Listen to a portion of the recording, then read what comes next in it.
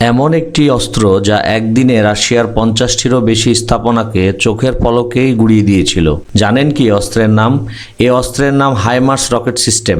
HIMARS হলো high mobility artillery rocket system. এটা সাধারণত রকেট লঞ্চারের মতো ভারী নয়, বরং বসানো থাকে চাকাওয়ালা গাড়ির উপরে।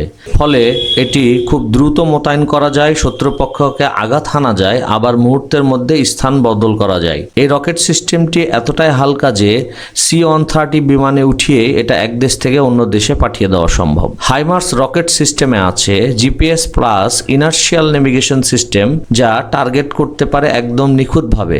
এই রকেট সিস্টেম GMLRS ম্যাক 2.5 গতিতে উড়ে যায়, মানে ঘন্টায় প্রায় 3000 কিলোমিটার। ইউক্রেন যুদ্ধে মাত্র এক রাতে হাইমার্স ধ্বংস করে 50টিরও বেশি শত্রু টার্গেট, গোলা বারুদের ডিপো, সরবরাহ লাইন, কমান্ড সেন্টার, সবকিছুই। আমাদের ভৌগোলিক অবস্থা খুব সেন্সিটিভ, চারিদিকে শক্তিশালী প্রতিবেশী। শুধু প্রতিরক্ষা নয়, পাল্টা আঘাত করার ক্ষমতাও থাকা দরকার। হাইমার্স থাকলে সীমান্তের ভেতর থেকেই শত্রুর ঘাঁটি আর সাপ্লাই লাইনকে ভেঙে দেওয়া সম্ভব। তাই হাইমার্সকে বলে গেম চেঞ্জার অস্ত্র।